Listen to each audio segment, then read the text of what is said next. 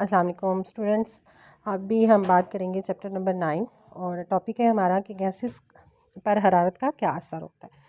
तो गैसेस जो है सबसे पहले हम तारीफ़ लिखेंगे, फिर हम इसमें इस जो बात हम कर रहे हैं तारीफ़ कर रहे हैं इसको हम एक्सप्लेन करेंगे, साबित करेंगे अपने तजुर्बे से। गैसेस जो है वो गर्म होने पर फैलती हैं और ठंडा होने पर सिकुड़ती हैं। इस बात को साबित करने के लिए हमसे पहले तजर्बा करेंगे। तजर्बे में जो चीज़ें हमें चाहिए,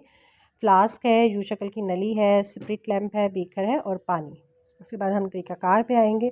और तरीक़ाकार में ये है कि ये देखें, आप एक ख़ाली फ्लास्क लेंगे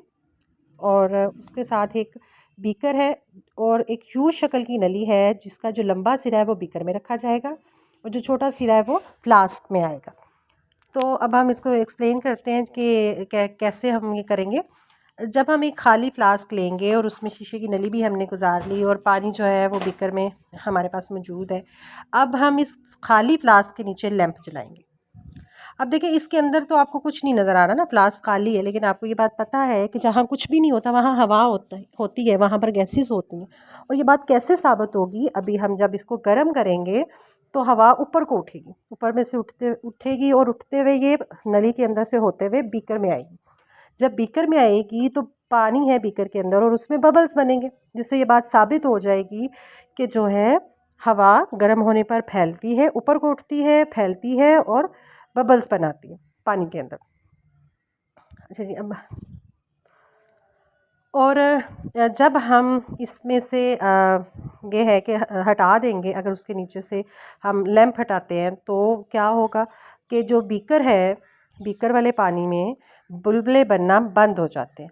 और पानी का लेवल जो है वो भी ऊपर चला जाता है। तो इससे फिर क्या बात साबित होती है कि गैसेस जो है जब हम उन्हें गर्म करते हैं, क्योंकि फ्लास्क के अंदर तो नज़र कुछ नहीं आ रहा लेकिन गैसेस तो मौजूद है, क्योंकि जहाँ कुछ ना हो वहाँ पर गैसेस होती हैं, हवा होती है, वो ऊपर को जाएंगी, ऊपर से जाते हुए आगे वो पानी वाले बीकर में जाएंगी और वहाँ पर फिर बबल्स पैदा करेंगी। तो फिर अब हम अगर बात करें कि हमें इस सारे तजर्बे से नतीजा क्या हासिल हुआ, नतीजा ये हासिल हुआ कि गैसेस जो हैं वो गर्म होने पर फैलती हैं, जिसकी वजह से बीकर में बुलबुले बनते हैं और पानी का लेवल कम हो जाता है, क्योंकि पानी फैल जाता है। अब ठंडा होने पर गैसेस जो हैं वो सिकुड़ती हैं, जिसकी वजह से क्या है, बीकर में बुलबुले नहीं बने और पानी का लेवल भी ज़्यादा हो गया, यानी ऊपर को हो गया। अच्छा, ये इसलिए भी इम्पॉर्टेंट है, मैंने पूरा राइट करके ये एक्सपेरिमेंट लिखा है कि अक्सर बच्चों को समझ आ जाती है लेकिन उन्हें ये नहीं पता चल रहा होता कि हमने इसको लिखना कैसे है। सबसे पहले आपने तारीफ़ लिखनी है, फिर आपने अपनी जो बात की है उसको एक साबित करना है, एक तजर्बे के ज़रिए आपने तजर्बे का सामान लिखना है, फिर उसका सारा तरीक़ाकार लिखना है और एंड पे आपने नतीजा लाजमी लिखना है, ताकि जो एग्ज़ामिनर है उसको पूरी बात क्लियर हो जाए।